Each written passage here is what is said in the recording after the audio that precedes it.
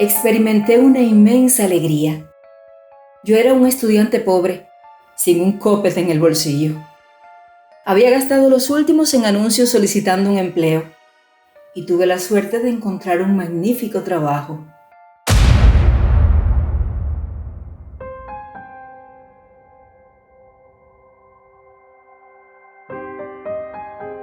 Una nublada mañana de finales de octubre, recibí una carta en la cual se me invitaba a presentarme en el Hotel de Francia, situado en la calle de la Marina.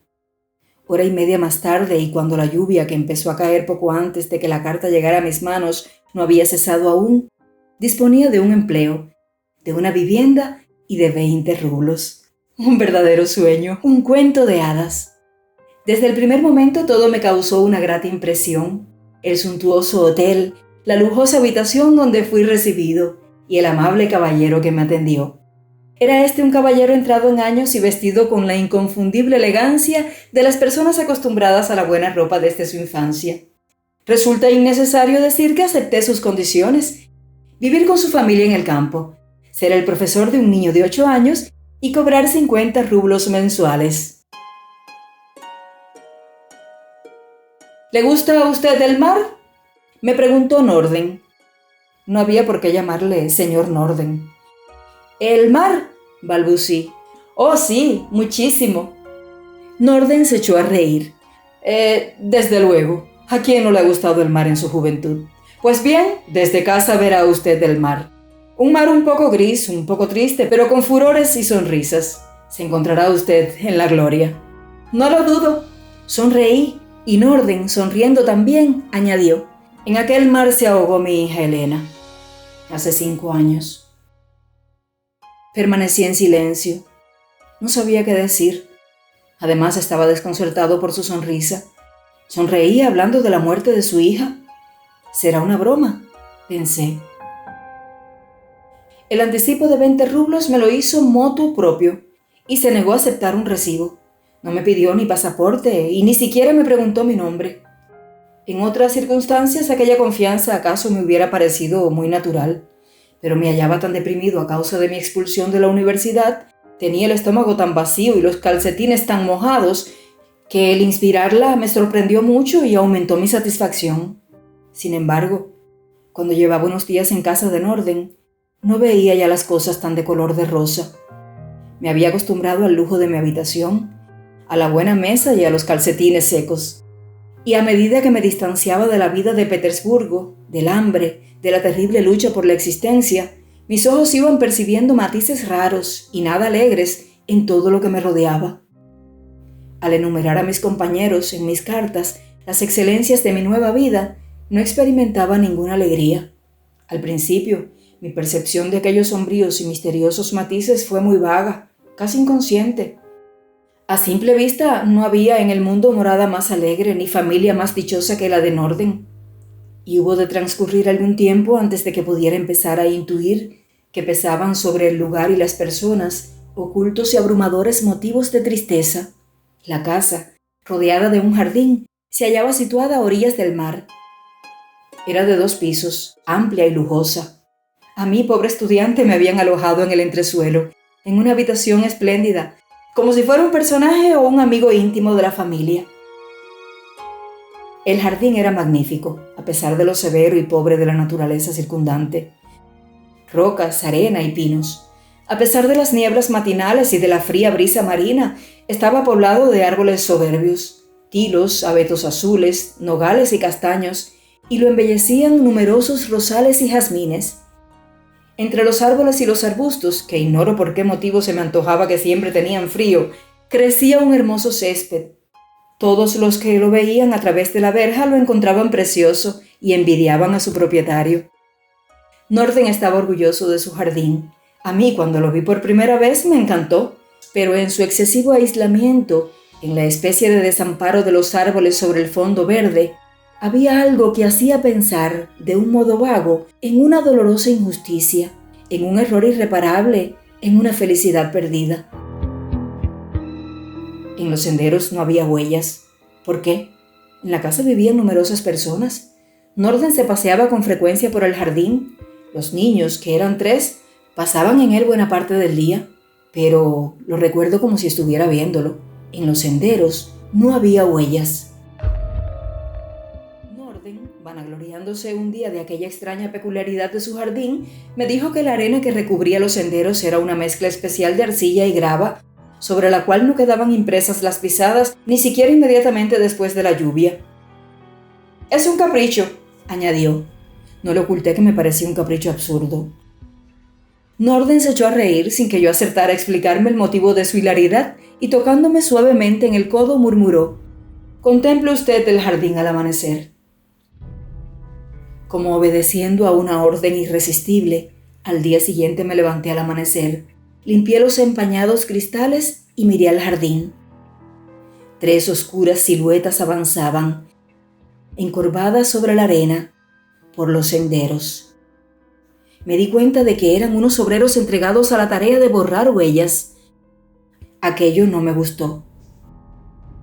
Aparte de las huellas, hubiese resultado muy natural ver alguna vez en los senderos un juguete abandonado por un niño, una herramienta olvidada por el jardinero, pero allí nadie olvidaba ni abandonaba nada.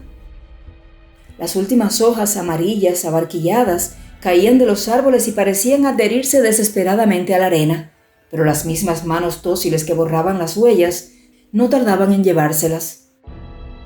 A veces se me antojaba que alguien, quizás el propio Norden, luchaba sin tregua contra los recuerdos, tratando de crear en torno suyo el vacío, sin conseguirlo, ya que cuanto más abría su boca al vacío, más cuerpo tomaban los recuerdos ahuyentados, las imágenes destruidas, las huellas borradas. Yo mismo, que era ajeno a todo aquello, que no sabía nada concreto y que además no poseía una gran capacidad de observación, sentía ya pesar sobre mí los recuerdos de un error fatal, de una felicidad desvanecida, de una triste verdad.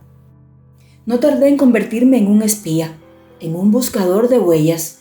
Mi imaginación, nada risueña a causa de mi dolorosa niñez y de una juventud no demasiado alegre, pobló aquel extraño jardín de crímenes y asesinatos. Los días soleados, muy raros aquel otoño, me reía de mis fantasías y las atribuía a mis pocos años. Pero cuando las nieblas marinas inundaban la costa y el cielo de color plomizo parecía aplastar la tierra, se me encogía el corazón al pensar en aquellos 3 hombres que al amanecer, encorvados, recorrían los senderos del jardín. No sé si mis indagaciones hubieran sido fructíferas sin la ayuda del propio Norden, que una tarde, paseando en mi compañía por la playa, me mostró un montón de piedras pegadas unas a otras con cemento y superpuestas en forma de pirámide. Las olas habían derribado algunas de las piedras y la pirámide había perdido parte de su forma primitiva, por cuyo motivo, sin duda, no me había fijado aún en ella. «No es tan grande como la de Cheops», me dijo Norden, «pero es una pirámide». Prorrumpió en una carcajada. Aquel hombre encontraba motivo de risa en todo y añadió: «Mi primera intención fue la de edificar una iglesia de estilo normando. ¿Le gusta a usted el estilo normando? Pero me negaron el permiso. ¡Qué mezquindad de espíritu!». Guardé silencio. No sabía qué decir. Es algo que me sucede con frecuencia.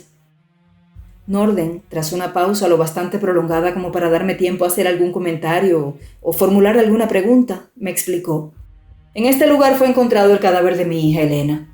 A este lado la cabeza, allí los pies. Creo haberle dicho ya que murió ahogada». «¿Cómo ocurrió la desgracia?». «Una imprudencia juvenil», respondió Norden sonriendo. «Embarcó sola en una lancha, se levantó un viento muy fuerte y la lancha zozobró». Contemplé el mar, gris y un poco agitado. Hasta muy lejos de la orilla, el mar no cubría del todo las rocas de que estaba salpicado el fondo. «El mar está aquí muy poco profundo», observé. «Sí, pero ella se alejó más de lo debido». «¿Por qué lo hizo?».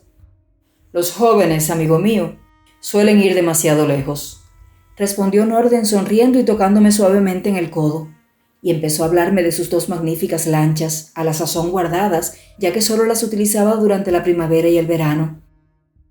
«¿Y se encontró también la lancha?», le interrumpí. «¿Cuál?». «¿La de la desgracia?». «Oh sí, el mar la arrojó a la playa. La hice pintar de un color distinto y parece otra. Es la más fuerte y la más marinera de las 2. Ya tendrá usted ocasión de comprobarlo cuando llegue el buen tiempo. Después de aquella conversación, que a pesar de no haberme revelado nada concreto, se me antojaba que me había revelado muchas cosas. La ruinosa pirámide fue otra de mis preocupaciones durante algún tiempo. ¿Por qué aquel hombre que borraba implacablemente todas las huellas, que había mandado a pintar de otro color la lancha en la cual había perecido su hija, había erigido aquella especie de monumento en memoria de la difunta? ¿Se trataba de un arrebato sentimental o de una de esas faltas de lógica que suelen incurrir en los hombres más consecuentes? Sin embargo, no tardé en dejar de formularme semejantes preguntas, atraída mi atención por algo que me inquietaba más que la pirámide, más que los melancólicos árboles del jardín: el mar. La profunda tristeza que pesaba sobre aquella mansión y sobre sus moradores debía de tener su principal origen en el mar. En el mar.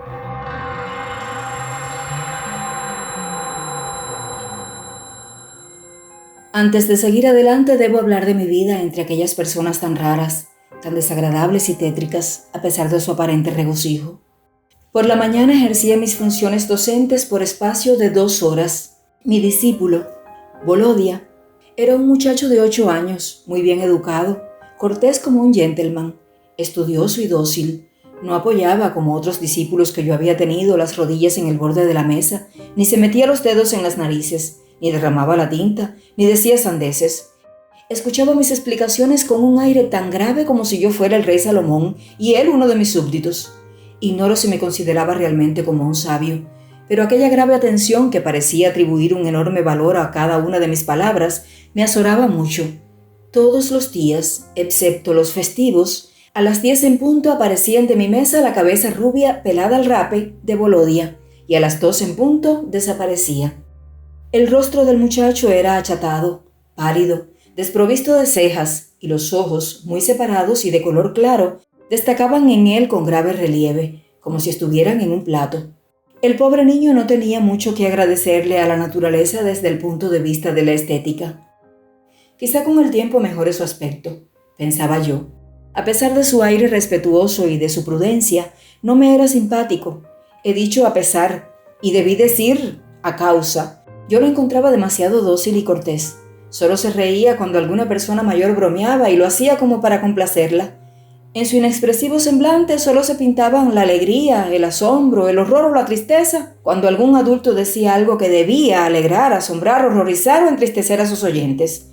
No parecía un niño, sino alguien que representaba concienzudamente el papel de niño. Incluso cuando jugaba lo hacía a instancia de las personas mayores y como si hubiese aprendido a jugar en sueños. Sus 2 hermanitos, un chiquillo de 7 años y una niña de 5, no podían haberle enseñado, no jugaban nunca. Yo veía muy poco a los hermanos de Volodia. Siempre estaban con su vieja aya inglesa, con la que no podía conversar debido a mi desconocimiento del idioma. Traté de acostumbrar a mi discípulo a que paseara conmigo, pero lo hacía de un modo absurdo, artificial como un autómata, como un niño de madera o de celuloide bien educado, eso sí. Una tarde bajé al jardín y lo vi sentado en un banco muy limpio, junto a un sendero, también muy limpio y sin huella alguna. Volodia estaba llorando. Tenía una rodilla entre las manos y se mordía el labio inferior. Era la primera vez que percibía en su rostro una expresión verdaderamente infantil. Sin duda se había caído y se había lastimado seriamente. En cuanto advirtió mi presencia, dejó de llorar. Se puso en pie y salió a mi encuentro, cojeando ligeramente.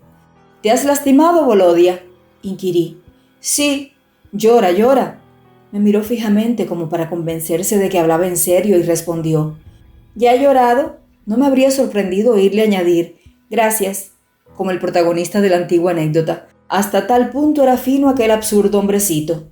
Mis deberes pedagógicos, como ya he dicho, se reducían a las 2 horas diarias de clase. En consecuencia, me pasaba gran parte del día paseando, si el tiempo lo permitía, o leyendo en mi cuarto. Norden había puesto a mi disposición todos sus libros, que eran muy numerosos, proporcionándome con ello una gran alegría. A veces leía en la biblioteca, para lo cual me había dado permiso también Norden, y allí me encontraba a mis anchas. Cómodos divanes, grandes mesas cubiertas de revistas, estanterías repletas de libros lujosamente encuadernados. Silencio. Un silencio más absoluto todavía que el que reinaba en mi aposento, ya que la biblioteca se encontraba en el 2.º piso, donde no llegaban los únicos ruidos de la casa.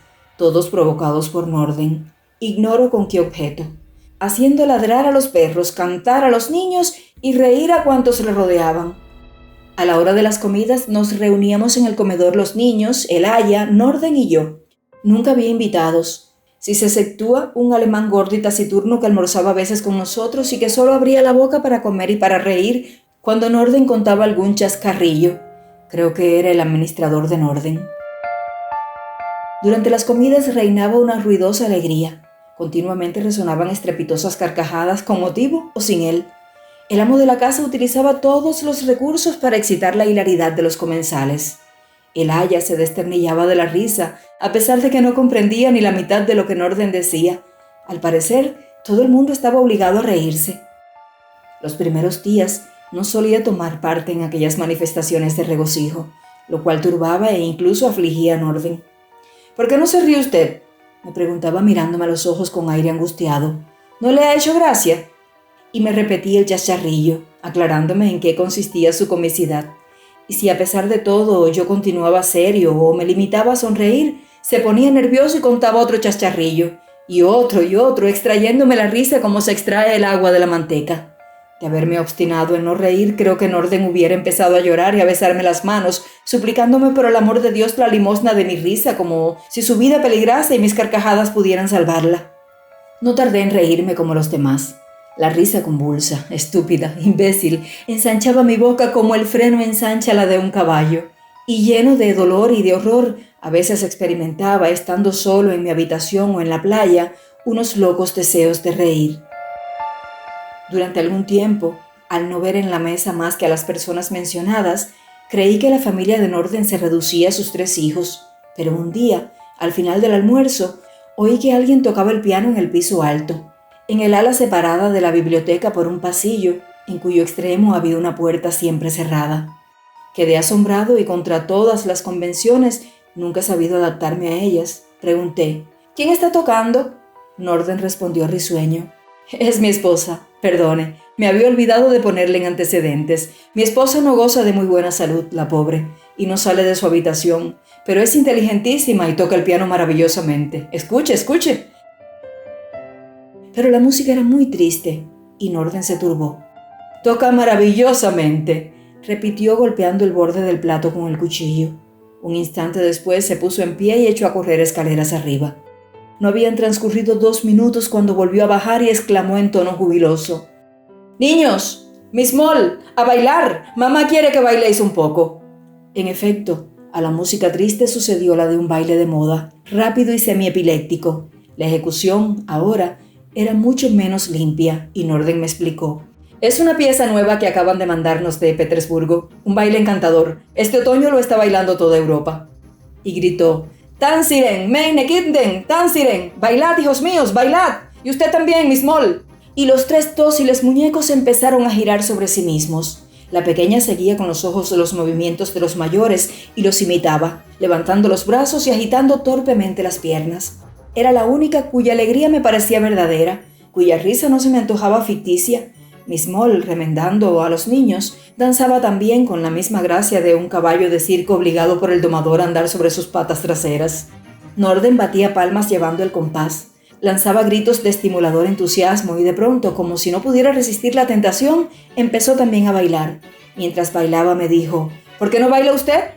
Luego se detuvo y me suplicó, «Baile un poquito, no nos niegues ese gusto, si no sabe, Miss Moll le enseñará». Pero yo me negué en redondo. Cuando se llevaron a los niños, acaloradísimos, Norden encendió un cigarro y me preguntó jadeante, «Somos la familia más alegre del mundo, ¿verdad?».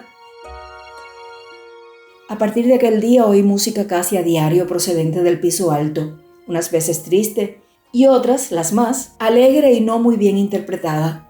Norden, siempre que efectuaba un viaje a Petersburgo, traía nuevas partituras, la mayoría de ellas de los nuevos bailes que estaban de moda en Europa.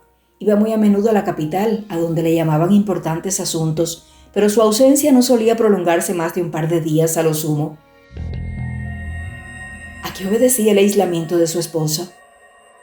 Tal vez ese misterio y el de la gran tristeza que planea sobre esta casa y sobre sus habitantes sean el mismo misterio, pensaba yo.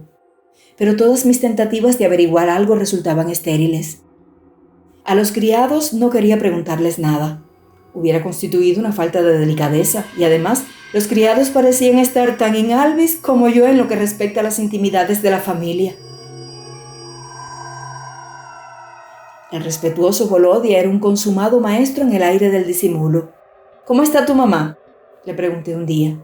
«¿La has visto esta mañana?». «Sí, todas las mañanas subimos a verla. Siente mucho no poder conocerle a usted». «¿Está muy enferma?». «No, toca muy bien el piano. Tiene mucho talento». «¿Llora mucho?». «Mamá», exclamó Volodya asombrado. «¿Por qué habría de llorar?». «Está siempre riéndose, ¿eh?», inquirí en tono sarcástico. «¿Acaso es malo reírse?», replicó el más respetuoso de mis discípulos, dispuesto sin duda a mostrarse jovial o saturnino según lo que ya aseverase.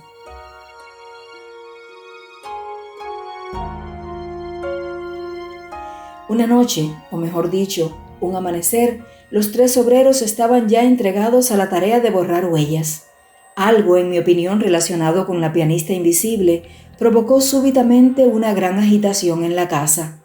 Se oyó caer no sé qué, alguien profirió un grito de espanto o de dolor, y por el pasillo al cual daba la puerta de mi habitación, pasaron varios criados con velas encendidas. «No ha sido nada», oyó que decía en orden. «Un simple susto. El viento ha arrancado un postigo de la ventana y el ruido...». El viento, en efecto, era muy fuerte. Aullaba en las chimeneas, se estrellaba furiosamente contra los muros y rugía a sus anchas en las alturas, pero Norden había mentido. Al hacerse de día pude comprobar que no había caído ningún postigo. Mientras contemplaba las ventanas en busca de una que careciera de postigo, vi por primera vez detrás de los cristales a una de ellas, a la esposa de Norden. Sus ojos grandes y profundos estaban clavados en el mar. En contra de lo que yo suponía, no era vieja, sino joven y bella. «¿Qué edad tiene su esposa?», le pregunté aquella misma tarde a Norden, quien me inspiraba cada día menos respeto. «29 años». «Entonces, Elena era mi hija de mi primer matrimonio. Estoy casado en segundas nupcias».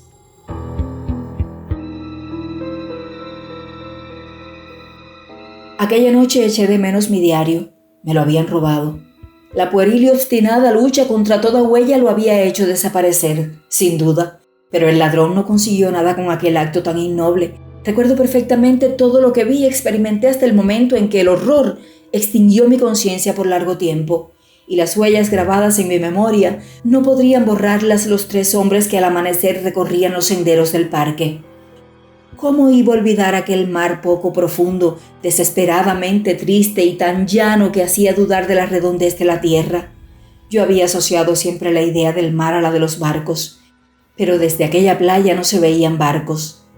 Entre aquella orilla y toda ruta de navegación se interponía la remota y brumosa línea del horizonte, y el agua se extendía en un desierto gris. Un tedio infinito parecía pesar sobre las diminutas olas, las cuales trataban en vano de alcanzar la costa, buscando el eterno reposo. 1 o 2 veces vi a lo lejos una barca de pesca, avanzando con tanta lentitud que tardé un rato en convencerme de que no era una roca.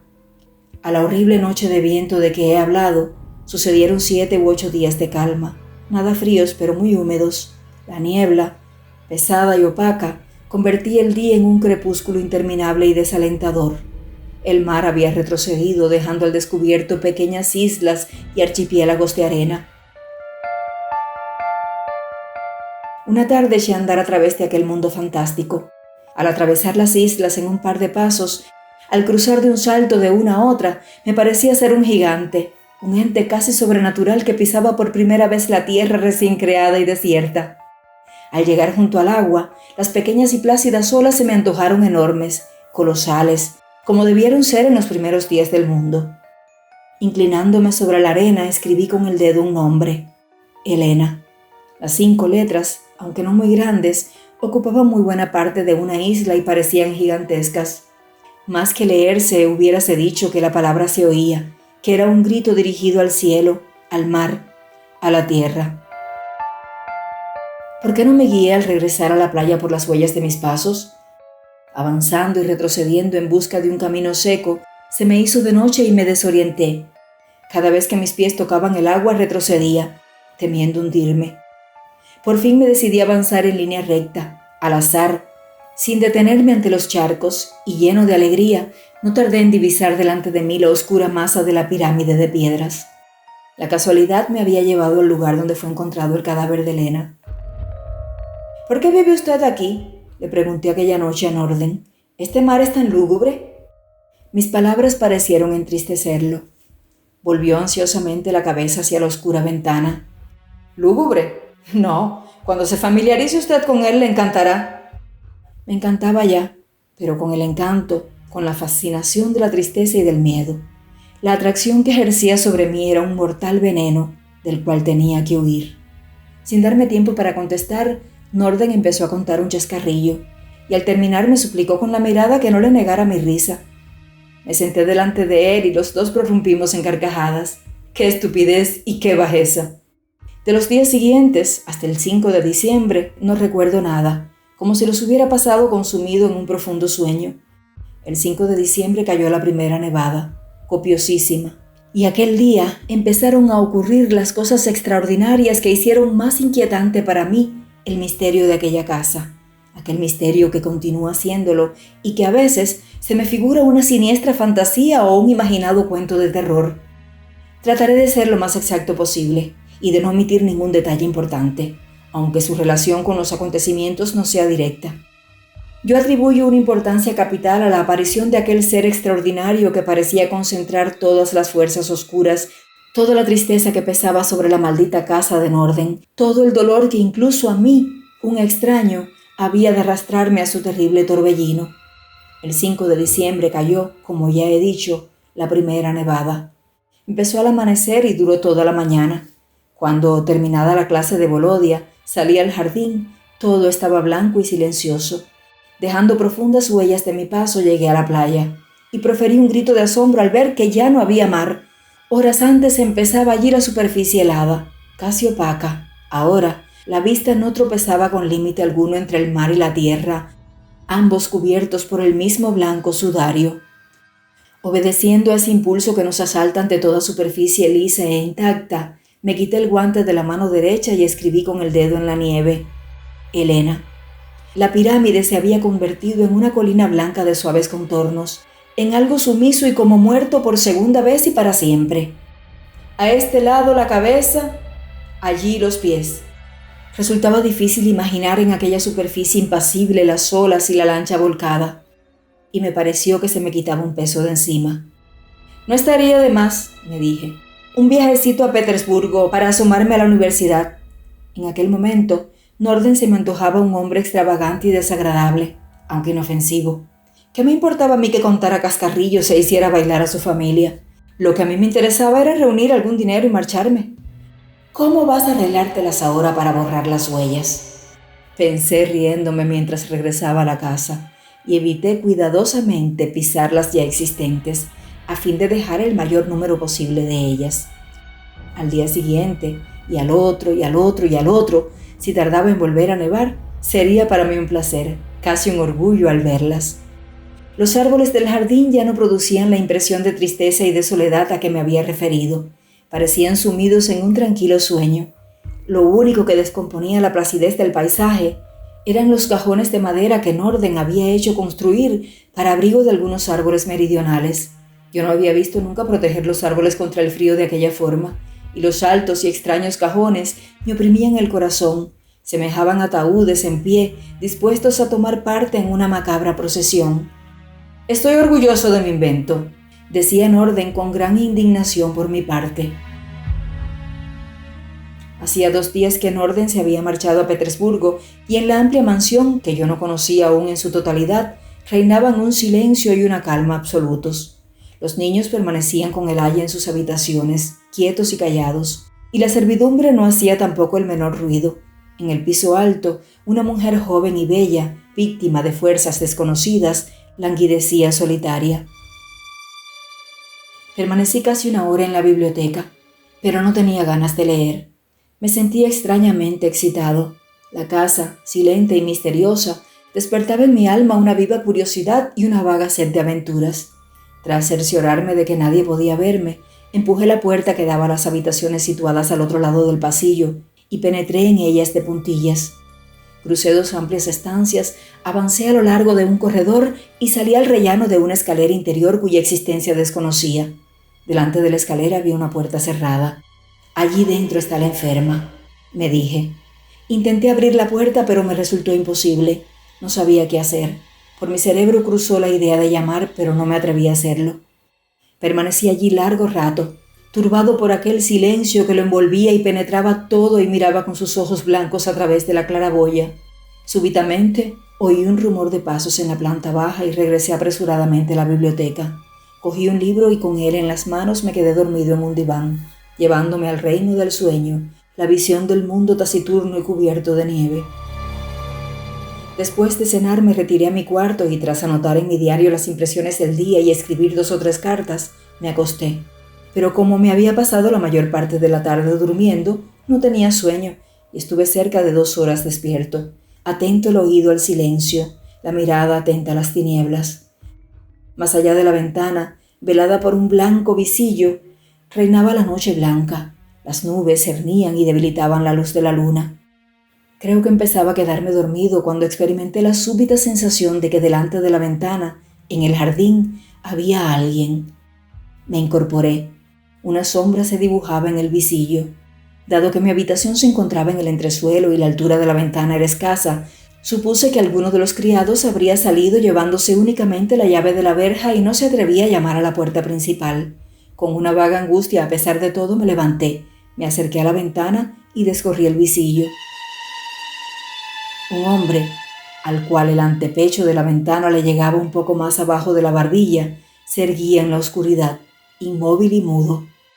Le dirigí una especie de saludo con la mano, pero no contestó a él ni se movió. Di unos golpecitos con los dedos en el cristal. El mismo silencio y la misma inmovilidad. «¿Qué es lo que desea?», le pregunté en voz baja sin acordarme de que era invierno y los cristales dobles no le permitieron oírme. Viendo que continuaba sin moverse y sin hablar, me indigné y decidí salir al jardín a repetirle la pregunta. Pero antes de que acabara de girar sobre mis talones, la misteriosa figura empezó a alejarse lentamente. Sus hombros eran muy anchos y se tocaba la cabeza con un sombrero hongo. En su aspecto no había nada extraordinario. A pesar de todo, empecé a vestirme para bajar al jardín, pero a medida que me vestía iba sintiéndome menos resuelto y terminé por decirme con fingida indiferencia: «Mañana averiguaré de qué se trata». Al día siguiente interrogué a los criados, pero me aseguraron que ninguno de ellos había salido la noche anterior y que nadie había visto el hombre del sombrero hongo.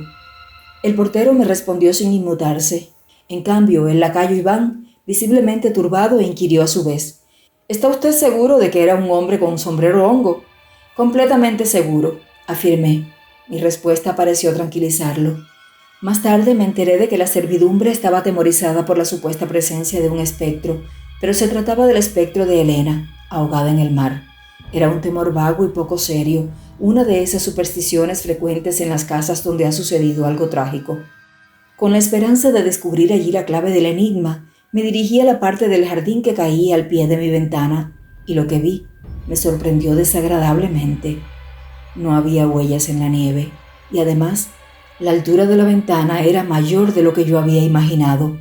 Aunque mi estatura es más que mediana, me costó trabajo alcanzar el borde del antepecho con las puntas de los dedos.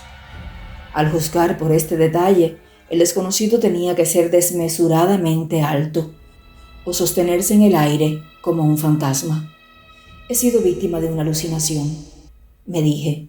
La explicación resultaba bastante lógica. La atención sostenida, angustiosa con que yo lo observaba todo en aquella casa, mi constante presentimiento de algo maravilloso, podían haber debilitado mis nervios hasta el punto de hacerme ver, en este siglo ilustrado y escéptico, un fantasma. Sin embargo, se me ocurrían algunas objeciones contra aquella hipótesis.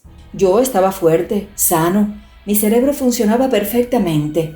En mis sensaciones no había nada de anormal. Además, era muy raro que mis nervios debilitados me hubieran hecho ver un ser que por su aspecto no se apartaba de lo vulgar. Un ser sin relación alguna con mis pensamientos y mis sospechas. Lo lógico hubiese sido que mi imaginación enferma me hubiera presentado la imagen de Elena, y no la de aquel caballero taciturno tocado con un sombrero de hongo. Pero a pesar de que no encontré respuesta a tales objeciones, no tardé en tranquilizarme. Durante el día no ocurrió nada digno de mención. Por la noche regresó Norden. Cuando estábamos terminando de cenar, nos dijo que había traído la partitura de un nuevo baile de moda. Unos instantes después, la pianista invisible lo interpretaba, reflejando en la ejecución, un poco insegura, su desconocimiento de la pieza. Los niños bailaban. Miss Moll daba vueltas como un caballo de circo. El amo de la casa imitaba cómicamente a los danzarines de ballet. Todos nos desternillábamos de la risa. De pronto, al volver los ojos casualmente hacia una ventana, me pareció ver una figura humana en las tinieblas. Miré fríamente detrás de los cristales. No había nadie. Mi estúpida imaginación me había engañado, pero Norden observó mi fugaz inquietud.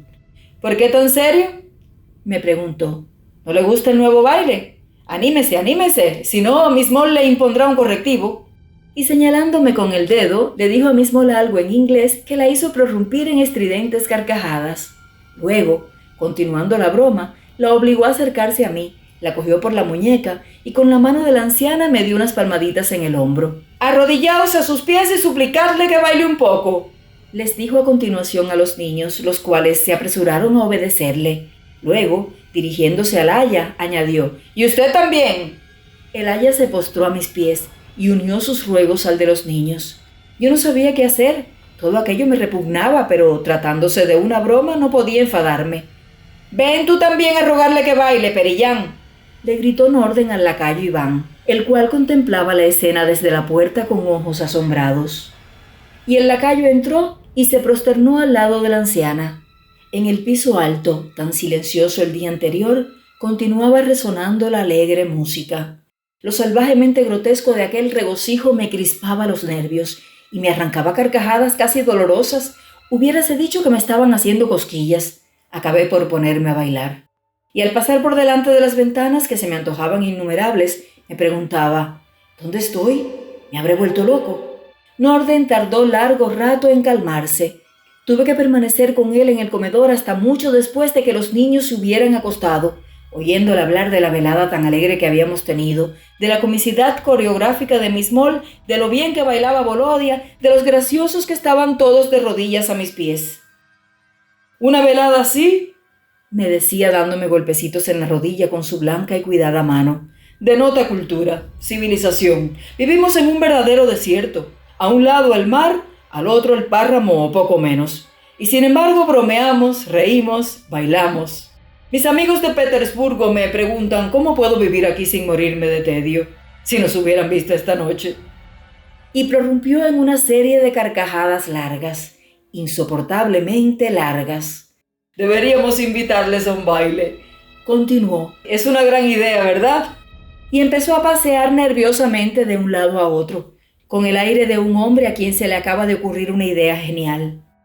«Anoche…», empecé.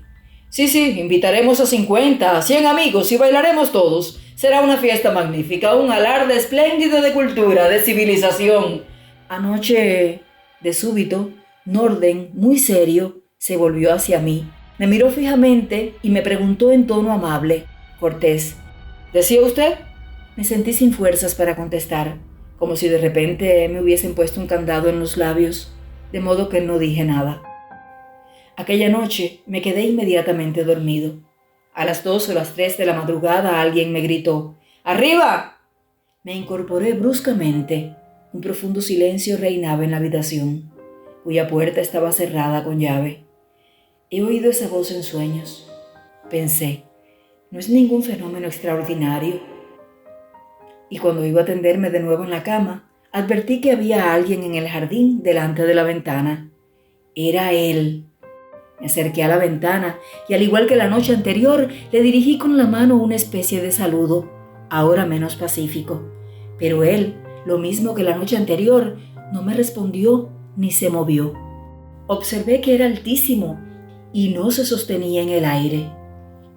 «No puede ser un fantasma», me dije con un suspiro de alivio, sin caer en la cuenta de que la visita nocturna de un gigante que no dejaba huellas no resultaba demasiado normal. Decidí salir al jardín, pero él pareció adivinar mi pensamiento y echó a andar, sin mucha prisa, a lo largo de la pared. Renunció a vestirme, considerando que el hacerlo le permitía al desconocido desaparecer antes de que pudiera echarle la vista encima.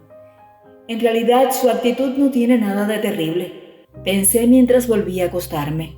Pero mis manos y mis pies estaban fríos como témpanos de hielo, y empecé a temblar como si tuviera calentura.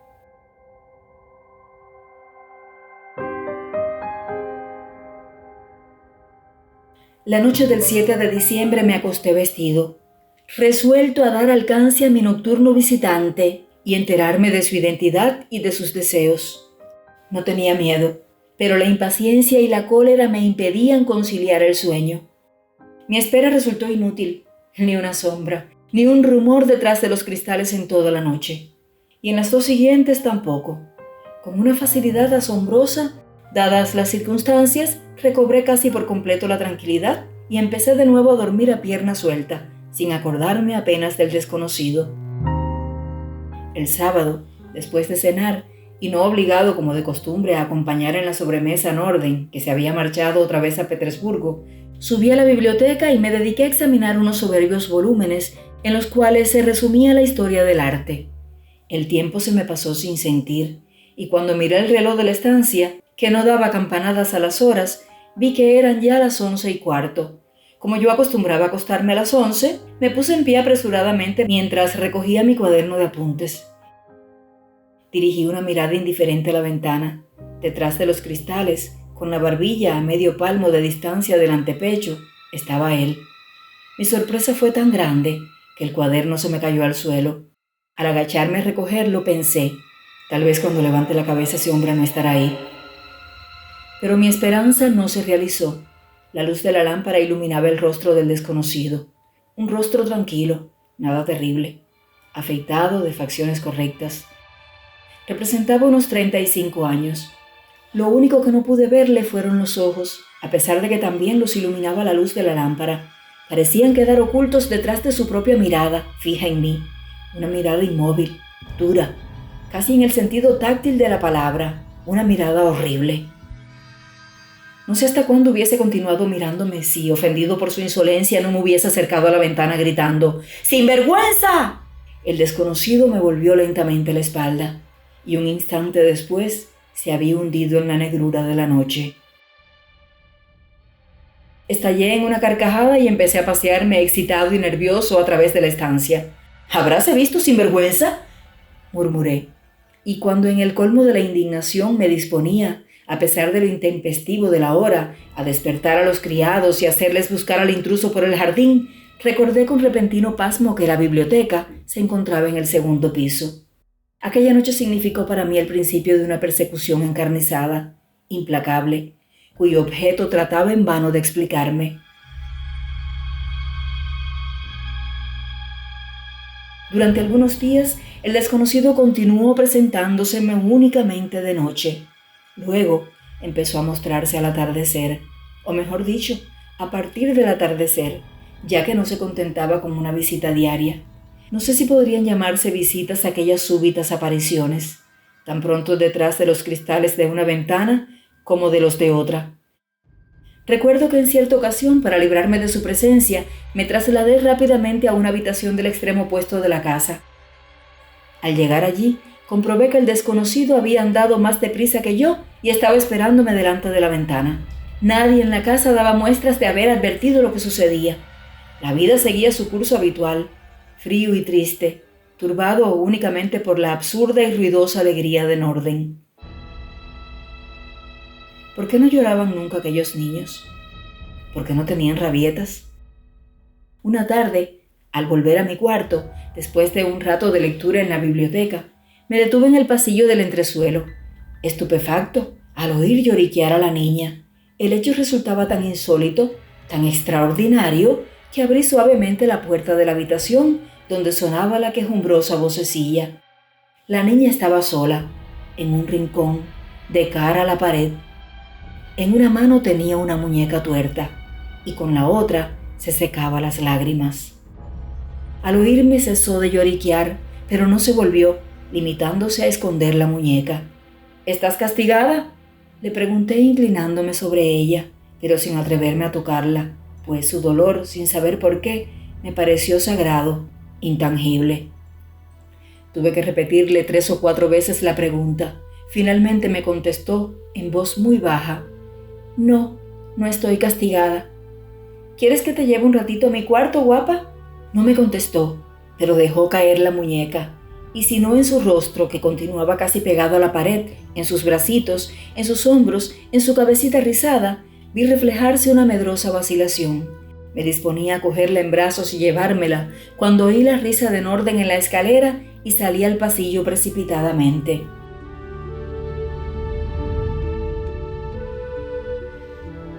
Tenía que marcharme. Cuando se me ocurrió aquella idea salvadora, comprendí que no debía demorar el ponerla en práctica, pero algo más fuerte que la voz de la razón, débil y opaca, me encadenaba a aquel lugar, paralizaba mi voluntad y me adentraba más y más en aquel círculo de misterio y de horror.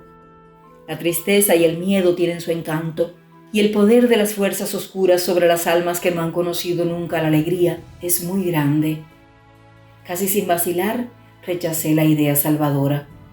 ¿Acaso contribuyera a ello el delicioso tiempo que había sucedido a los tristes días del otoño? El frío nocturno cubría de hielo las ramas de los árboles, las embellecía con el milagro de un nuevo follaje, en cuya blancura la luz áurea del sol ponía rutilantes destellos que no solo deslumbraban los ojos, sino también el alma. Él había dejado de presentarse. Norden, con sus risas y sus chascarrillos, estaba en Petersburgo, y en la casa reinaba el silencio, un silencio tan profundo como si hubieran cesado todos los ruidos de la tierra. Durante aquellas horas felices, llenas de paz, mi alma se mecía en el olvido de los horrores de la noche. La tierra de día era tan distinta. Por la mañana me calzaba los patines y me dirigía al lugar donde se alzaba la pirámide, y mis ojos se recreaban en la contemplación del nombre, Elena, que había escrito en la nieve. Al volver a la casa, miraba obstinadamente hacia la ventana de la habitación donde vivía y sufría la señora Norden, con la esperanza de ver otra vez, aunque solo fuera un instante, su joven y pálido rostro. Pero nadie aparecía detrás de los cristales. Hubiérase dicho que en aquella habitación no había nadie, que la señora Norden, aquella extraña mujer de la que nadie hablaba, era ya del otro mundo como Elena. Aunque nadie hablaba de ella, los niños subían todos los días a su cuarto, y algunas veces, muy de tarde en tarde, se oía una campanilla cuyo sonido era distinto al de todas las demás. La señora Norden llamaba. Me parecía inverosímil que la puerta de su habitación se abriera como cualquier otra puerta, que aquella mujer enigmática le diera órdenes a la doncella. La doncella no contaba nunca nada de la señora. A mediados de diciembre regresó Norden. El tiempo volvió a empeorar y cayó una copiosa nevada, la cual cubrió con un espeso y frío sudario el nombre de Elena. Con el mal tiempo volvió él, y nuestras relaciones entraron en una nueva fase. El domingo 18 de diciembre, después de almorzar, Volodya y yo nos acercamos a la ventana. La nieve caía en grandes copos sobre el melancólico jardín. Súbitamente apareció él. Era la primera vez que se me presentaba en pleno día y encontrándome acompañado. Estaba a 2 pasos de distancia de la ventana, y los blancos copos se posaban en su sombrero y en sus hombros como en los de cualquier mortal. Pero más que en él, mi atención estaba concentrada en Volodya. Los ojos del niño, no cabía duda, veían al desconocido, lo miraban, y cuando, transcurridos unos instantes, el desconocido dio media vuelta y empezó a alejarse, Volodya dio un paso hacia adelante, como si se dispusiera a seguirle. «¿Lo ves, dije en tono áspero. Tranquilamente, mintiendo como un adulto, Volodya respondió: «No sé de qué habla. No veo más que la nieve. ¿Acaso ve usted otra cosa?» «Sí». «¿Qué es lo que ve?» Convencido de que continuaría mintiéndome, renuncié a la esperanza de enterarme de algo por mediación suya. Al día siguiente sucedió lo mismo, excepto por el detalle de que la persona que estaba a mi lado en el hueco de la ventana no era Volodya, sino Norden, no menos mentiroso que su hijo. Después de permanecer unos instantes inmóvil ante nosotros, el desconocido se retiró y Norden, que le había visto desde el primer momento, le siguió con la mirada. «Muy divertido, ¿verdad?», le pregunté en tono sarcástico. «Celebro mucho verle a usted por fin de buen humor. respondió Norden con un asombro muy bien fingido. Pero no sé de qué me habla. ¿No lo ha visto usted? No. No es cierto. La forma de su respuesta lo ha traicionado. Norden se quedó mirándome, serio, grave. Abrumado por la impotencia y la desesperación, grité: «No estoy dispuesto a continuar guardando silencio». Al oír aquella estúpida frase, Norden puso una cara muy amable, abominablemente amable. Me abrazó, casi me besó y me formuló 1000 preguntas acerca del motivo de mi descontento. ¿Le ha ofendido a usted alguien? ¿Algún criado, quizás? En mi casa no lo permitiré. Dígame el nombre del culpable, el que se haya atrevido. No, no le ha ofendido a nadie.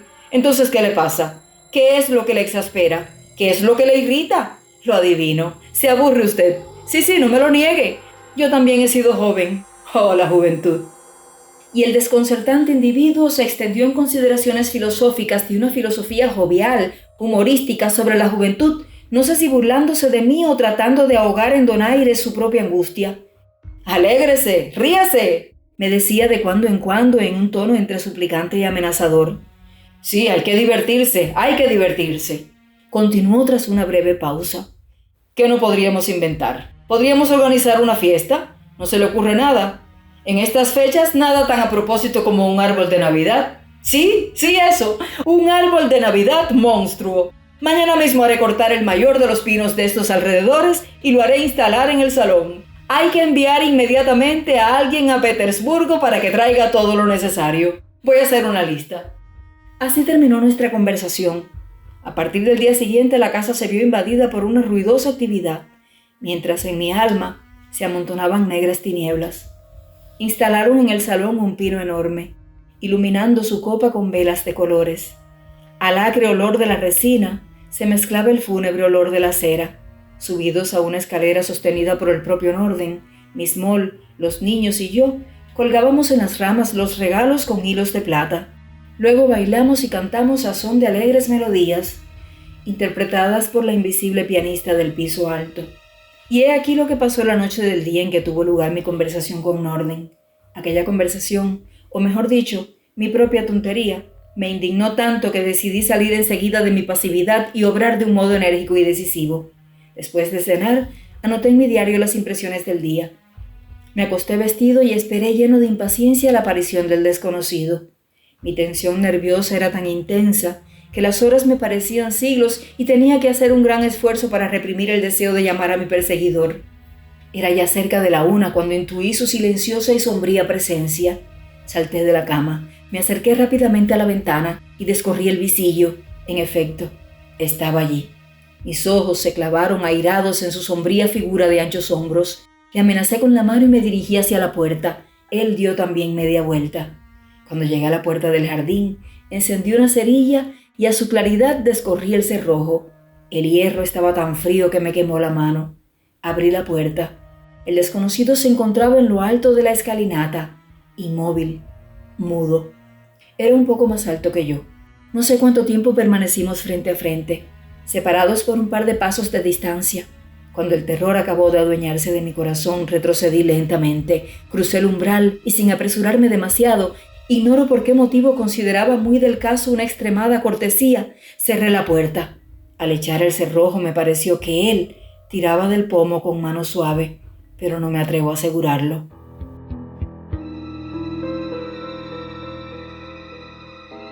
A pesar de todo, a la mañana siguiente me levanté dueño todavía de mi equilibrio mental.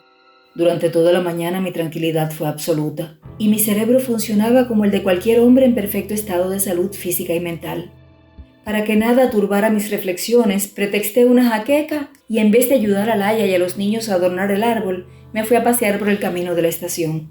El día era frío y triste. Había leído y había oído decir a hombres doctos y expertos que las personas abrumadas por un gran dolor o un gran remordimiento suelen tener visiones fantásticas. Pero yo no me encontraba en ninguno de los dos casos. El desconocido, por tanto, era un ser real.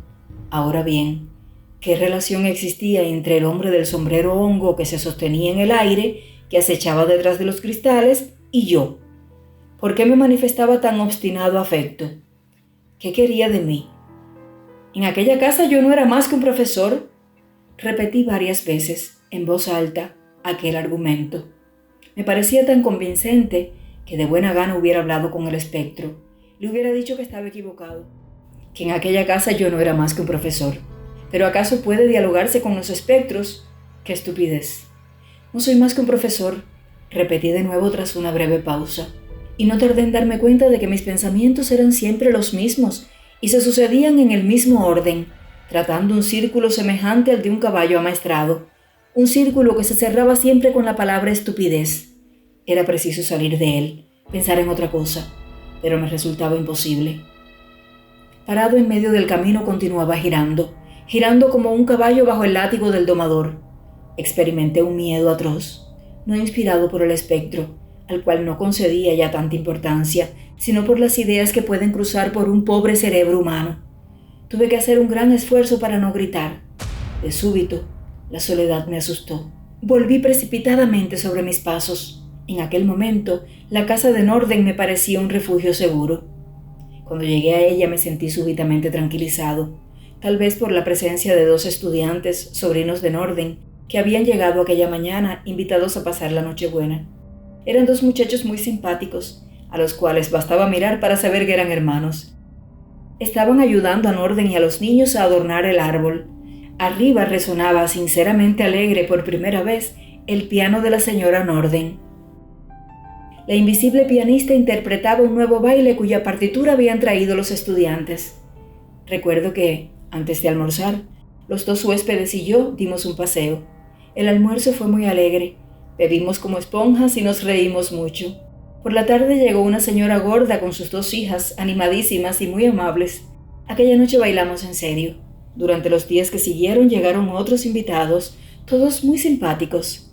A pesar de que la casa no era muy espaciosa, no sé cómo se las arregló Norden para alojar a tanta gente.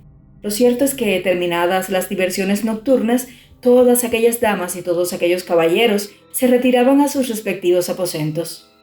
No podría decir quiénes eran. Es más, no recuerdo el rostro de ninguno de ellos. Recuerdo muy bien los trajes de los hombres y los vestidos de las mujeres, los detalles del atuendo de unos y otras, pero he olvidado sus rostros.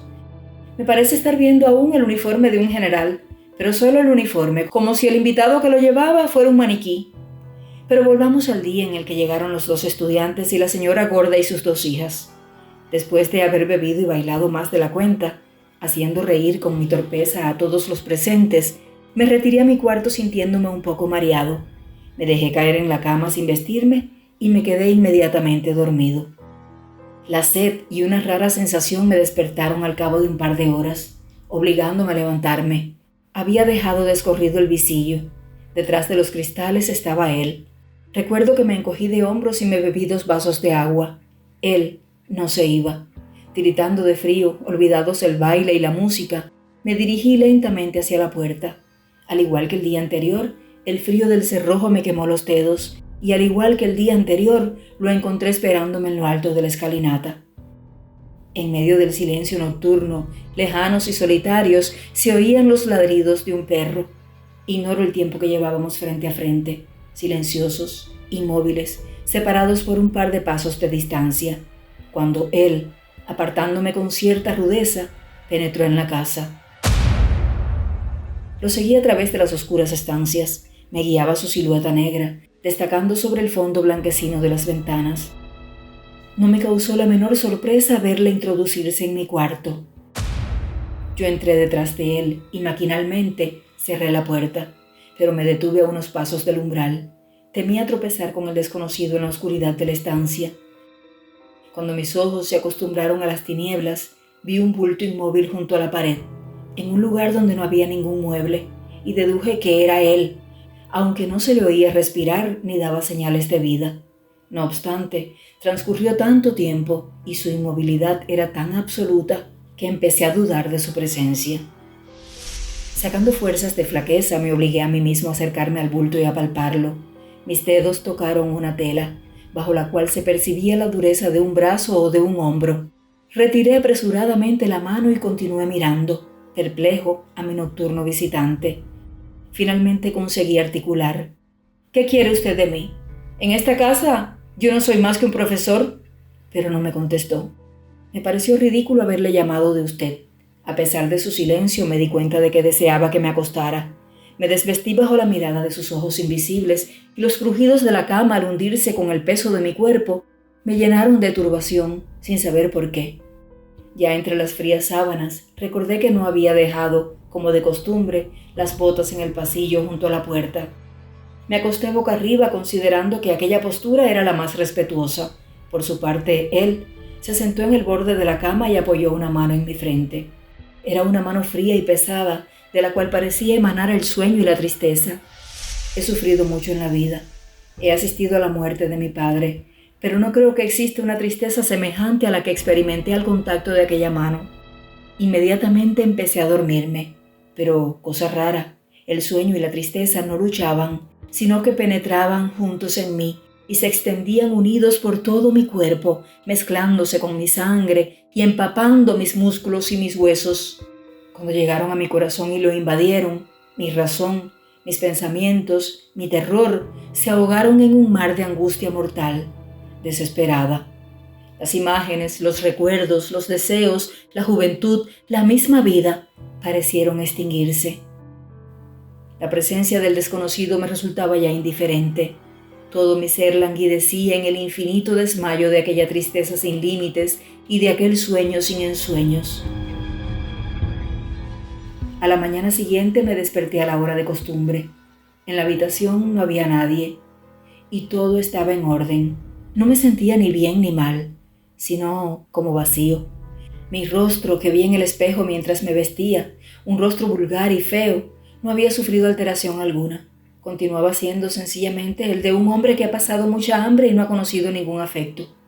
Todo estaba igual, y sin embargo, yo sabía que en el mundo había cambiado algo y que nunca volvería a ser como era. Pero observé en mí una cosa que me produjo cierta satisfacción.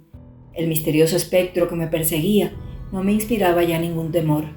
Al entrar en el comedor, donde Norden hacía desternillarse de risa a sus huéspedes contándoles cascarrillos, experimenté una repugnancia invencible que cuando empecé a estrechar manos se convirtió en verdadero asco. Aquel asco fue debilitándose en el transcurso del día. Un día animado, ruidoso, de continuo jolgorio, y casi llegó a desaparecer, pero volví a experimentarlo todas las mañanas al estrechar las manos de los invitados.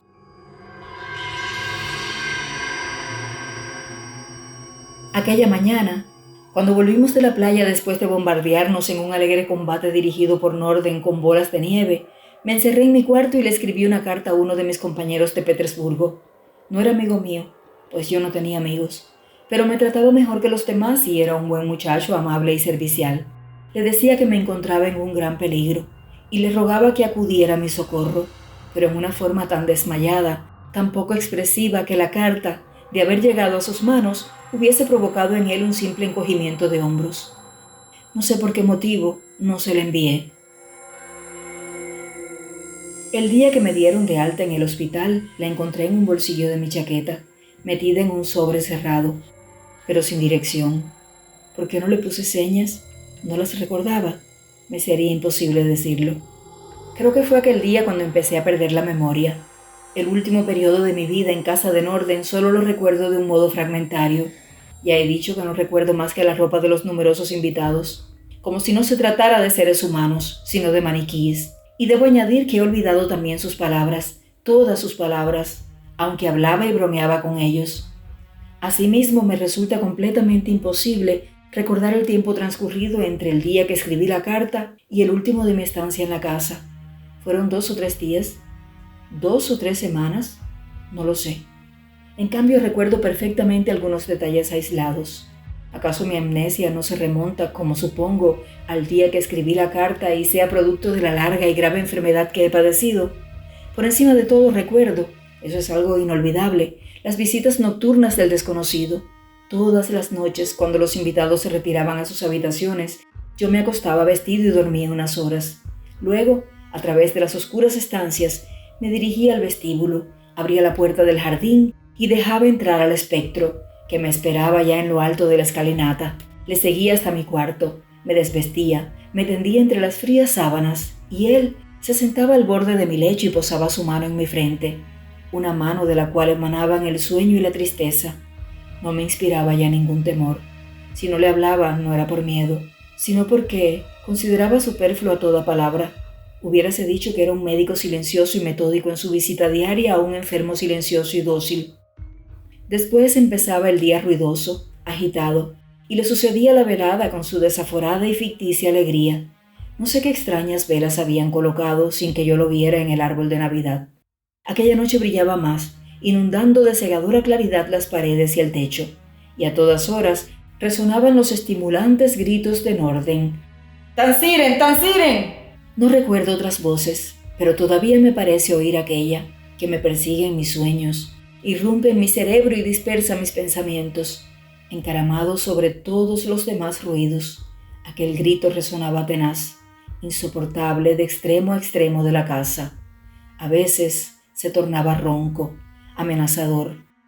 Recuerdo que una noche la pianista invisible dejó súbitamente de tocar y se produjo un extraño silencio. ¡Tansiren! ¡Tansiren!, gritó furiosamente Norden. Debía estar borracho. Tenía los cabellos en desorden y la expresión de su rostro era feroz, salvaje. ¡Tansiren! ¡Tansiren!, repetía Norden, agitando los puños, y en sus ojos brillaba la amenaza. Por fin volvió a sonar la música y el baile continuó. Aquel fue el más brillante de todos.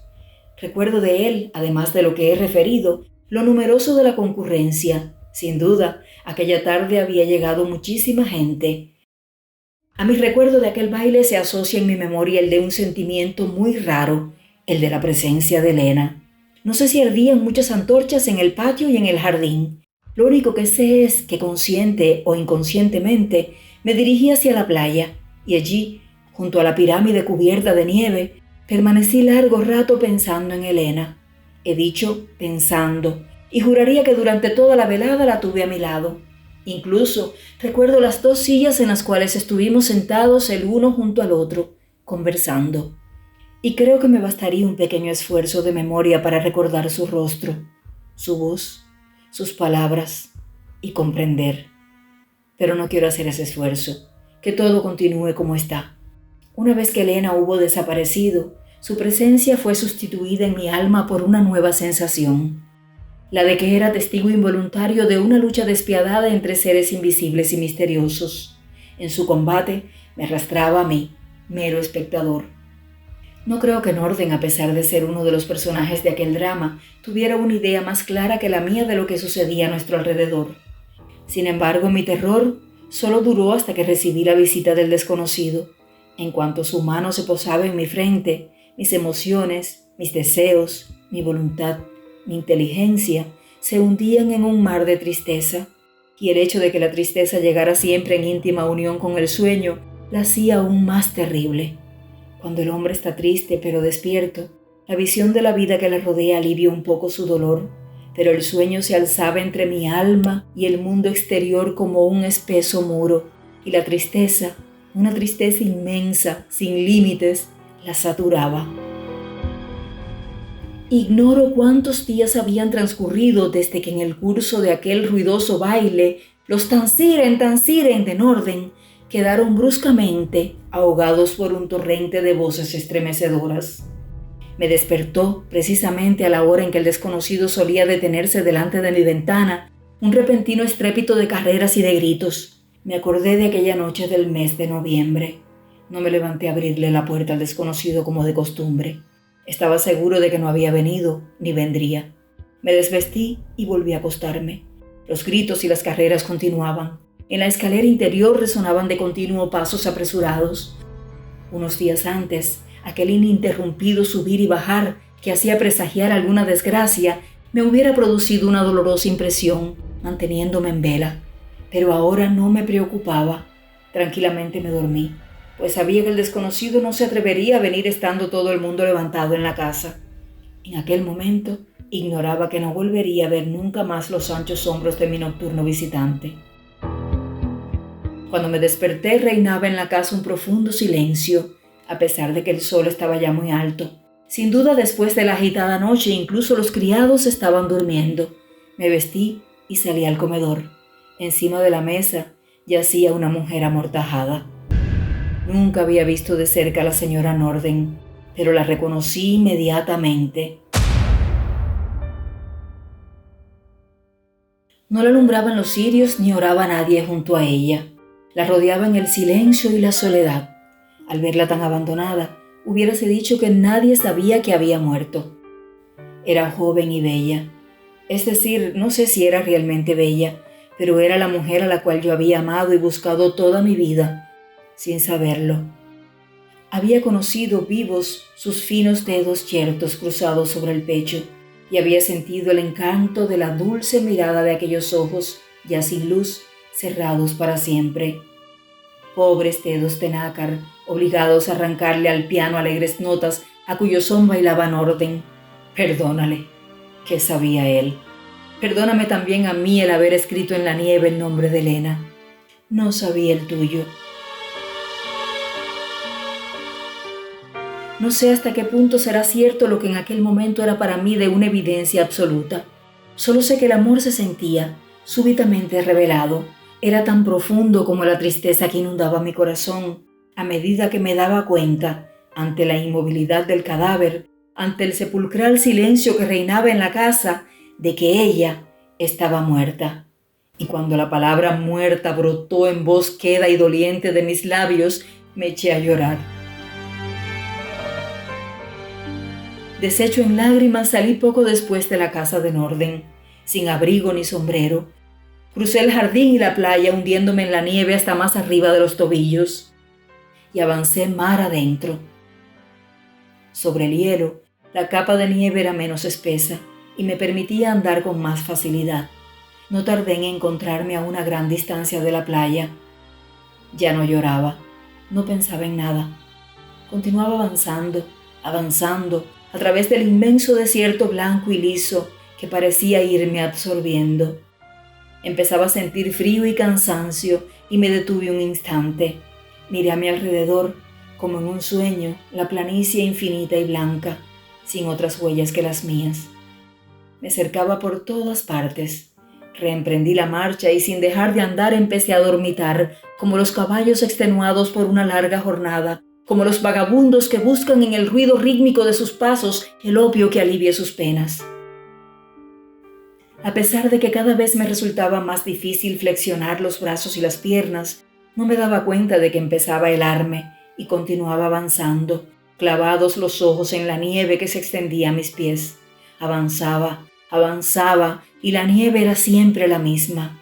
Ignoro si se hizo de noche o si las tinieblas surgieron de mi propio ser, pero lo blanco fue haciéndose gris y lo gris fue haciéndose negro.